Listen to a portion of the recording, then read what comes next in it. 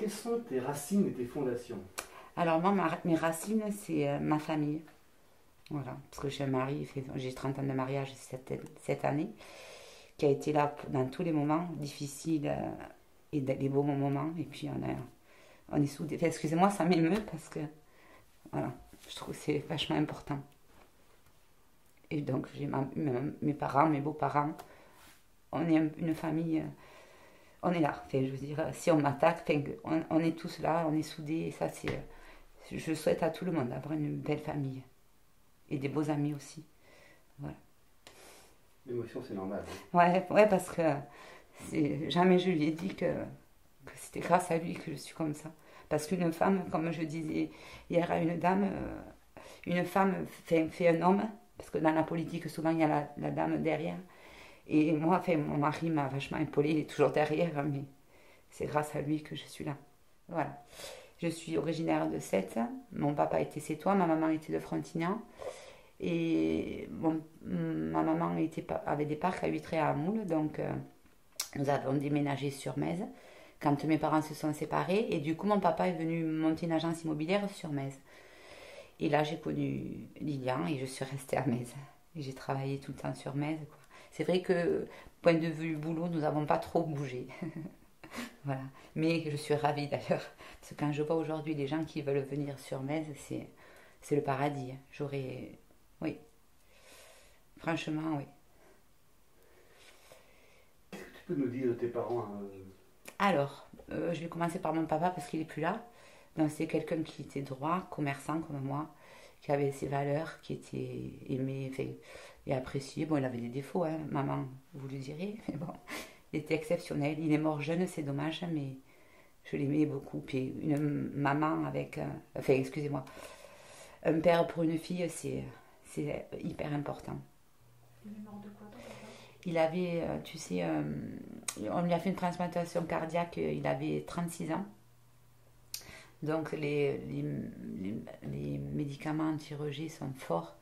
Et bon, c'est ici il y a 20 ans, donc c'est pas comme aujourd'hui. Et si tu veux, ça lui a fait une leishmaniose. Donc il est mort des suites de sa transplantation. Voilà, un problème de cœur qui était héréditaire. Il a fait son premier infarctus à 30 ans, donc c'est vrai que je l'ai connu malade, quoi. C'est triste. C'était quelqu'un de plein de vie, plein de projets positifs. Jusqu'à la fin, il a été positif d'ailleurs. Mais on l'a perdu trop tôt. Quand tu dis héréditaire, tu penses Non, aussi? en fait, c'est les chromosomes de ma grand-mère. Mais ça se transmet qu'au fils. Voilà.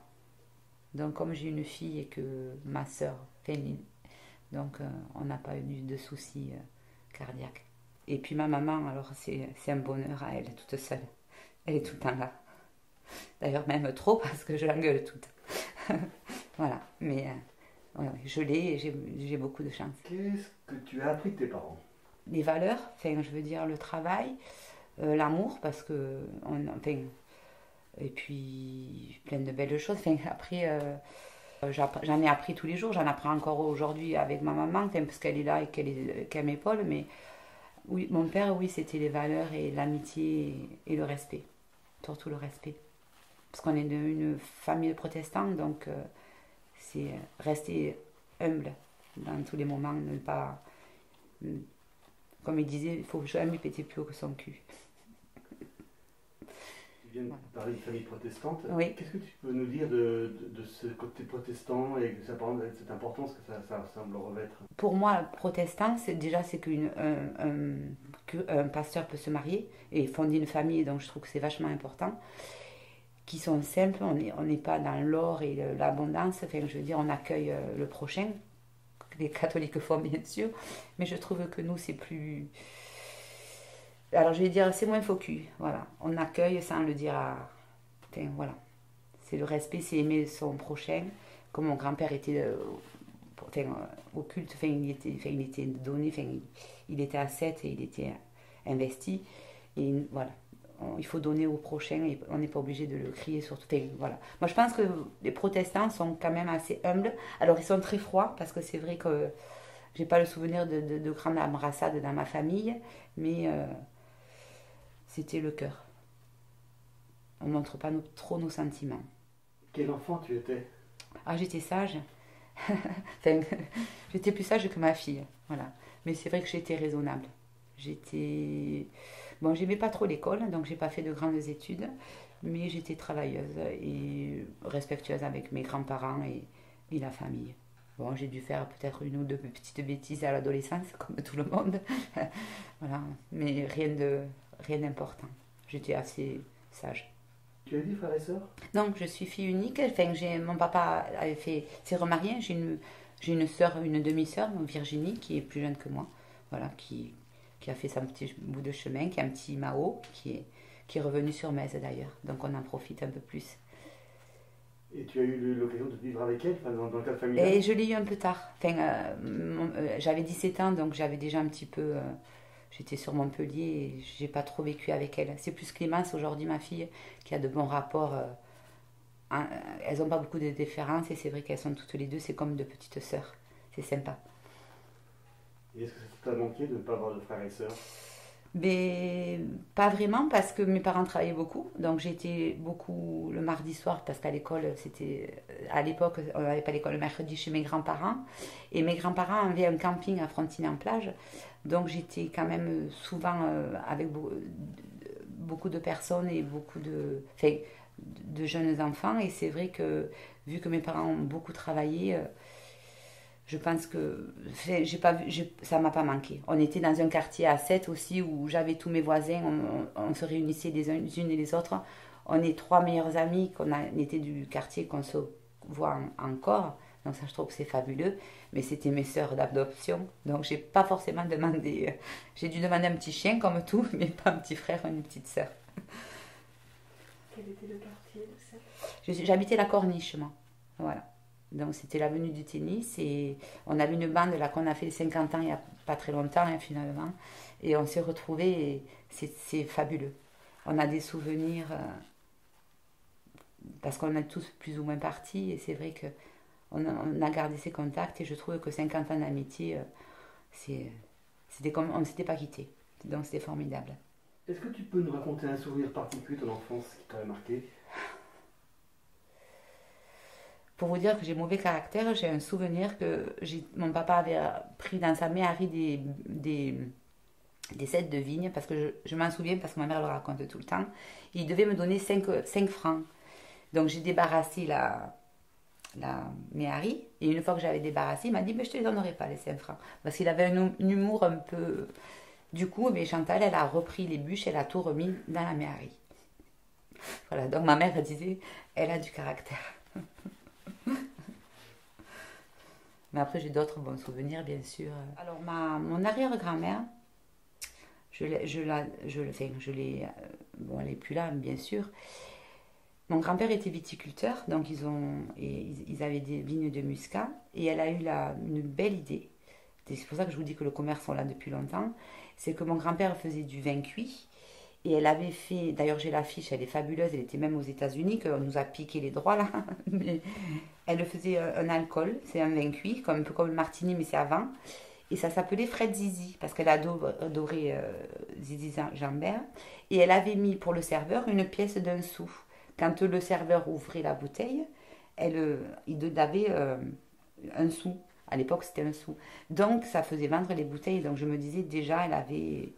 Voilà. Mais elles n'ont jamais travaillé. Mais, si vous voulez, elles épaulaient les hommes. Voilà. Parce que ma grand-mère, elle a toujours... Bon, nous, en plus, on est dans l'immobilier. Donc, elle a toujours trouvé le petit truc à acheter pour que mon grand-père soit... Enfin, mais c'est... Et ma grand-mère était pareille, et ma mère était pareille, et moi, je suis pareille, et ma fille devient pareille. Voilà. Par contre, ma fille, elle était en couple avec une fille, donc du coup, toutes les deux, avec Christelle, c'est 2 femmes, donc c'est... Enfin, voilà. Quel élève tu étais pour ta scolarité? Alors, j'étais pas un cancre, mais j'étais pas une bonne élève. Mais bon, je respectais, j'étais pas au premier rang, hein, mais au 3e rang, mais j'ai jamais aimé trop l'école. J'étais très forte en maths. Et comme j'en parlais la dernière fois, j'ai eu un souci au CM2 avec une maîtresse qui m'a pas très bien, enfin, qui m'a fait une année un peu difficile, qui m'a fait redoubler le CM2. J'ai perdu toutes mes amies et de là, je suis allée jusqu'au bac, mais avec rien, enfin, pas grandes ambitions, quoi. C'était vraiment pour, je perdais mon temps. Enfin, aujourd'hui, non, parce que je parle pas anglais, que ça me manque, parce que tu vois, tout à l'heure, tu disais, tout ce que j'ai pas eu, j'ai donné à ma fille. Voilà, ma fille, elle a fait 2 ans en Angleterre, elle est partie en Irlande, elle a fait de grandes études, et c'est vrai que c'est ce que j'ai pas fait, parce que, bon, après, mes parents ont divorcé, puis il faut de l'argent pour faire des études aujourd'hui. Enfin, on a beau dire, l'école est gratuite, il faut pour faire des études, il faut quand même avoir des parents et beaucoup d'argent, et c'est pas qu'ils n'avaient pas d'argent, mais c'est que c'était pas ma priorité, donc voilà, on m'a pas forcé à faire de grandes études, c'était pas pour moi. Voilà. Quels étaient tes rêves quand tu étais enfant? Alors moi, mes rêves, je sais pas si c'est la vie que j'ai aujourd'hui, mais elle me va bien. Rêver, bon, moi j'aurais voulu être dans la police, je voulais être inspecteur de police, mais j'ai pas continué mon rêve puisque mon père avait une agence immobilière et comme j'étais pas très douée à l'école, enfin que j'aimais pas, il m'a dit bon tu viendras avec moi à l'agence et tu finiras tes études comme ça. Voilà. Mais c'est vrai que oui, aujourd'hui j'aurais consacré plus de temps à mes études pour faire avocate ou défendre oui, ça m'aurait bien plu. Qu'est-ce qui te plaisait dans ce métier? Mais défendre la loi, respecter, enfin le respect, enfin défendre, enfin je sais pas, oui, ça m'aurait plu. Il y a longtemps, hein. Enfin, je veux dire quand j'étais jeune. Aujourd'hui, je trouve qu'ils ont un métier assez difficile. Parce que, dommage, il manque un peu de respect, c'est bien dommage.